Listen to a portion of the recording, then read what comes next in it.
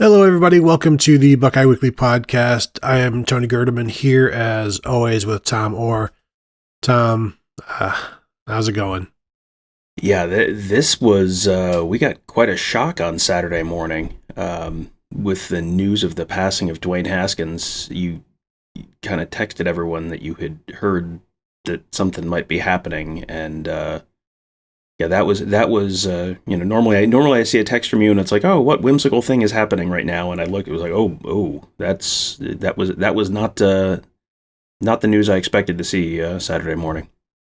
Yeah, so we wanted to put a show together, talk about Dwayne Haskins, obviously the tragic passing struck on reports coming in as of we're recording this, possibly struck on the highway on the 595.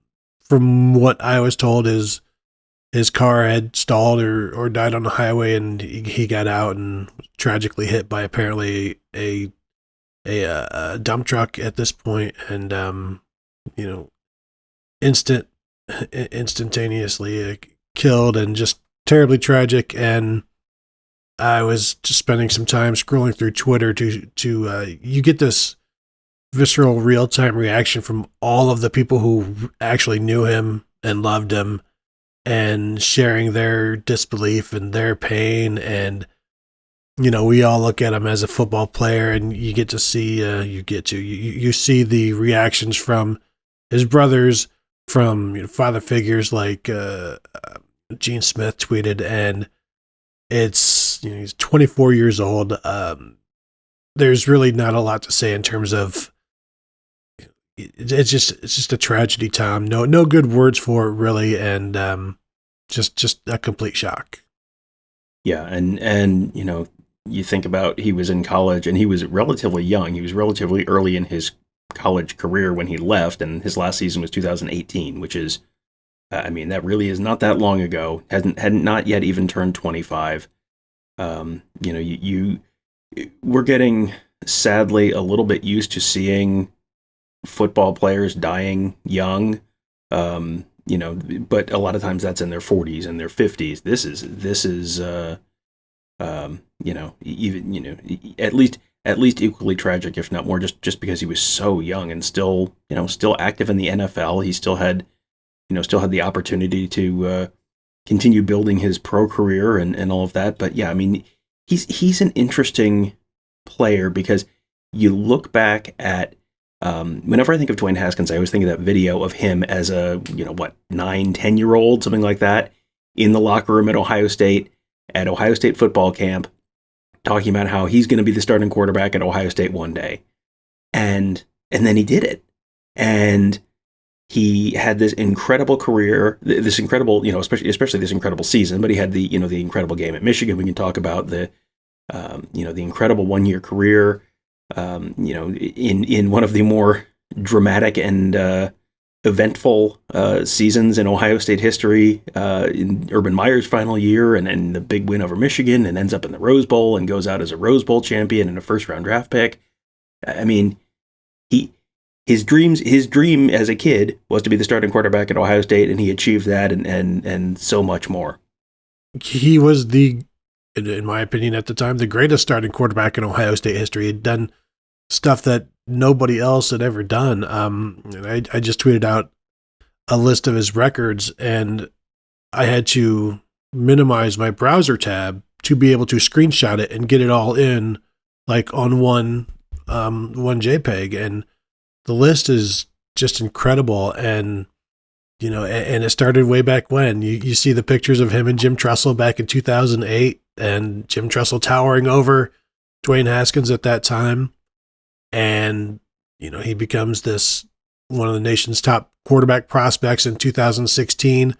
Him and Ohio State are very interested in each other, and it looks like, it's going to happen. And then Ohio State gets a commitment from Texas quarterback Tristan Wallace. And then Dwayne Haskins is left to go, stay home at Maryland at that point. And then through a wave of events, Tristan Wallace decides, I want to be a receiver, and he decommits, and then Ohio State, Urban Meyer get back involved with Dwayne Haskins, and it ends up that he, eventually signs with Ohio State. And then that 2017 Michigan game, you go back to it, and JT Barrett gets hurt. Rashawn Gary and the rest of the Michigan defense are who's coming in. Oh, it's number 7. We're going to get his blank. And couldn't have been further from the truth. He was incredibly calm in that game, and I'll always remember how calm he was after the game as well.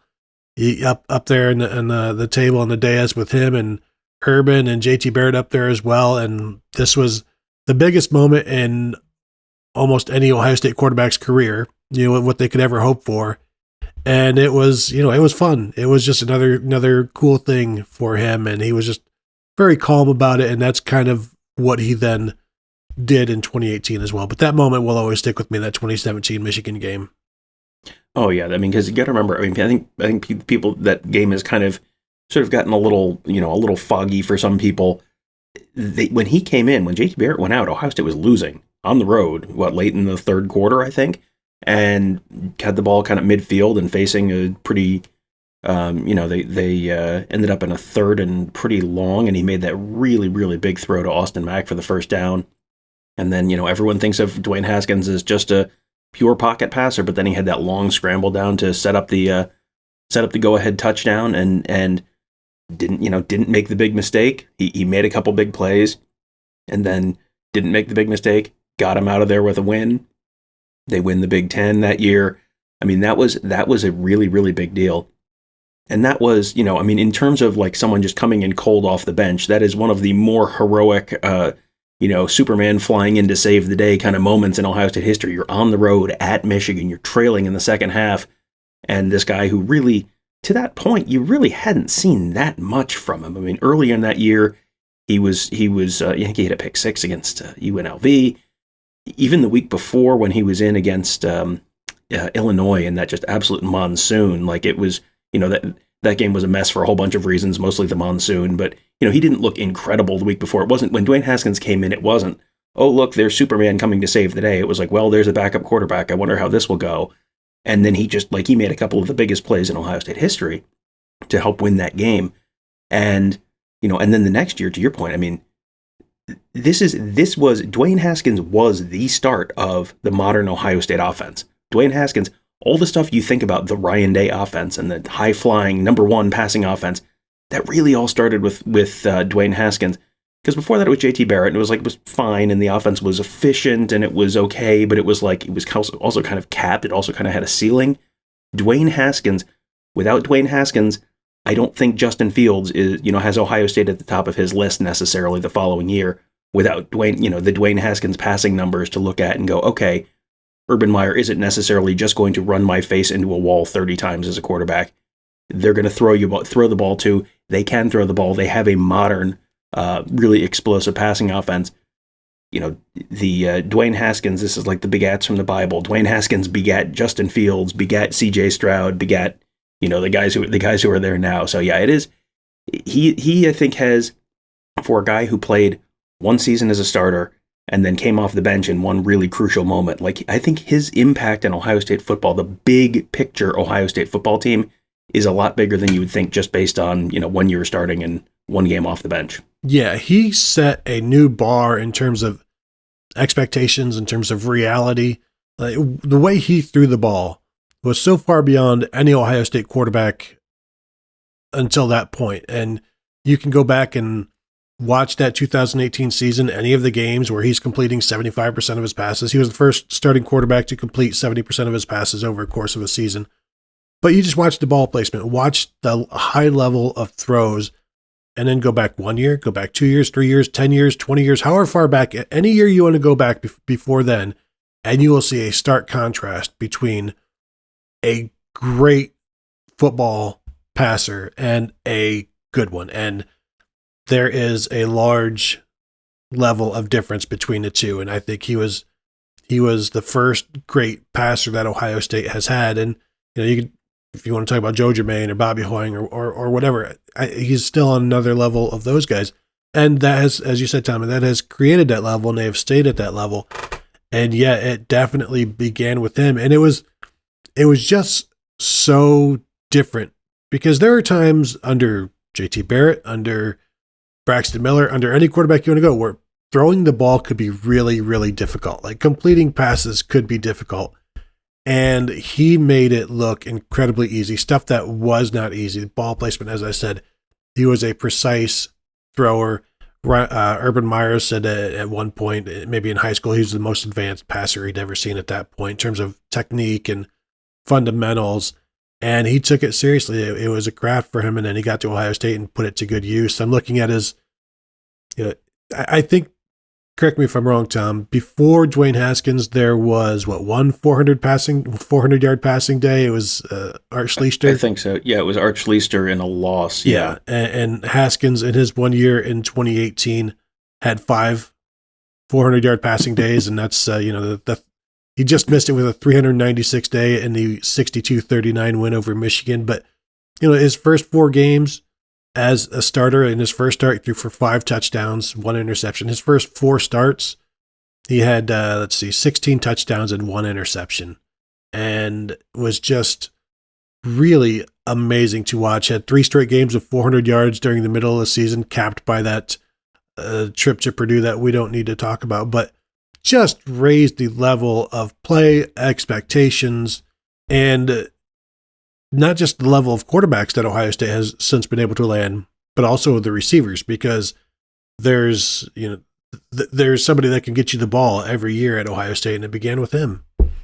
It did, and you can quibble over whether it was the arrival of Ryan Day or the performance of Dwayne Haskins or the arrival of Brian Hartline. I mean, all of those things factored in here a little bit, but yeah, I mean, there's no question where the inflection point is, and it happened right when Dwayne Haskins took over as a starter. One of my lasting memories of that 2018 season is every week driving back from whatever road game we were at and sitting in the passenger seat of the car and writing up my weekly, recurring feature on which passing records Dwayne Haskins break this week and which ones is he on track to break next week. And it was just every week. And, you look at the numbers he put up and, back then, when you thought of high-flying, explosive Ohio State passing attack, it was like Bobby Hoying, Joe Germain. And he's breaking all of their records like mid-October, late October. He's breaking like season passing records. He threw for 499 yards against Northwestern in the Big Ten championship game that year. And, a lot of that, it was unquestionably, he had an incredible arm. He was incredibly accurate. He had he had a pretty good wide receiver core. I would like to have seen Dwayne Haskins with a more, he overlapped with Chris Olave as a freshman, but and a more advanced Chris Olave, Garrett Wilson, Jackson Smith and Jigba. I would have liked to have seen him with that wide receiver core because he had a good receiver core that year. It was Austin Mack and Ben Victor and Olave and Johnny Dixon and those guys. But, it was, or Johnny Dixon, I think, was the year before that. But yeah, it was and McLaurin and Dixon and those guys. Yeah. Well, okay. Yeah. So yeah, it was Owen Paris Campbell. That was a very good wide receiver core. But man, it was, that was a team that really, I think, he really kind of dragged them to a higher level because that was not a good defense that year. That was the year they gave up 51 points to Maryland. They gave 49 to Purdue. That was not a good Ohio State defense. And it was also not an Ohio State team that could run the ball particularly efficiently. That was the year that Mike Weber and J.K. Dobbins were just kind of like going back and forth and no one could really get going. And it wasn't a great Ohio State offensive line. And it was like, well, okay, you don't have a defense. You can't run the ball. And yet you're going 13-1, winning the Big Ten, crushing Michigan's hopes of the revenge tour, winning the Rose Bowl. Like, how did you do that? It was like, well, Dwayne Haskins is just real good at football. And just, you needed a guy who could just completely put that team on his back and just carry them when you couldn't run the ball, when you couldn't get a stop. And he did it. And I think that Purdue game will stand out. That's what happened to that team when Dwayne Haskins didn't have an outstanding game. A lot of the rest of the year, Dwayne Haskins was just carrying that team. And that was not a particularly fun Ohio State team, I think, for Ohio State fans, because you had close wins over Minnesota and Nebraska at home. And it was like, these games should not be that close. But when that team was going, when that team was at its best, it was at its best because that's what Dwayne Haskins was dragging them to do. school record, tied a school record with 6 touchdown passes against Michigan in 2018. He threw for 396 yards, as I said, in that game, no interceptions. He finishes with 54 touchdown passes in his career, which is the same number as Troy Smith. It's 2 fewer than Joe Germain, 3 fewer than Bobby Hoying, but just that one season and a little bit of the 2017 season, he ends up tied for 4th all-time in school history in touchdown passes. He's the all-time leader in passing yards per game in a season, 345 yards. The number of records that he set that year, it's pretty amazing. Just passing efficiency and completion percentage, as I said, is 50 touchdown passes at that point, which just dwarfed anything else previously. The 14, every game in a season threw for at least 200 yards. That was obviously a record. The 14 consecutive 200-yard games was a record. 9 300-yard games in the season was a record. The total offense, like every quarterback record, passing record that you could expect, he had. And then that one season is enough to move him into almost every leaderboard in the top 10 in Ohio State history in something. And you give him 2 years and forget about any record you want. He's going to have them all.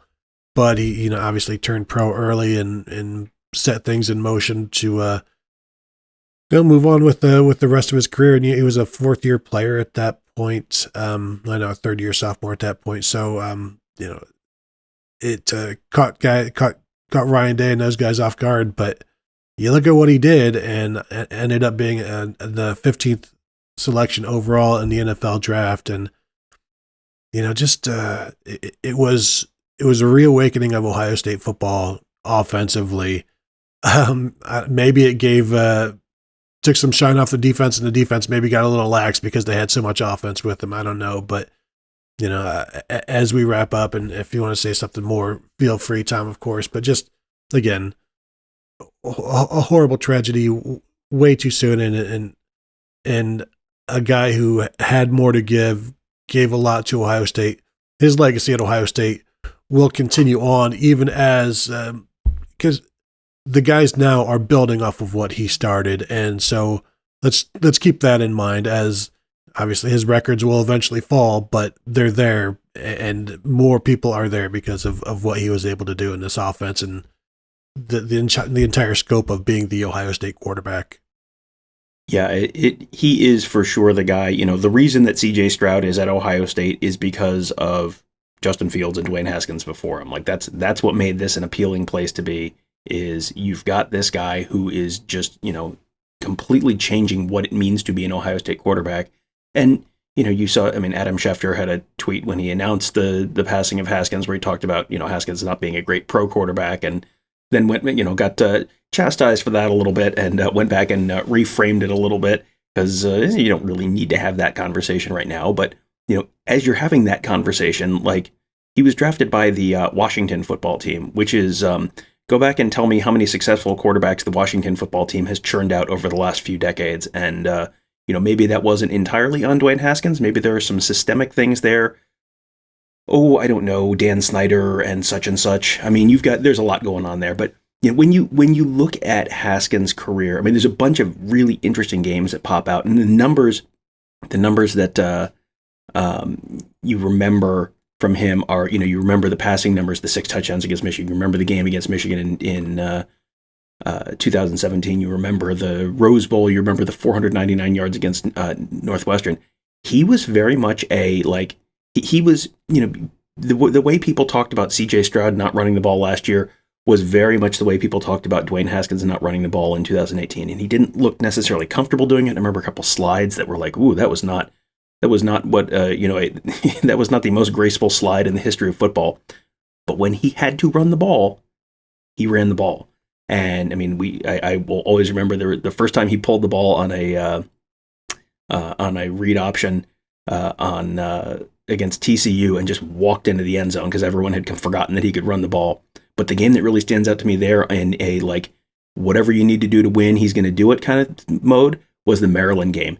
15 carries, 59 yards, 3 touchdowns rushing for Dwayne Haskins in that game. And that was a game where they needed every single point. But he scored a rushing touchdown in the third quarter. He scored a rushing touchdown in the fourth quarter with 3:41 left.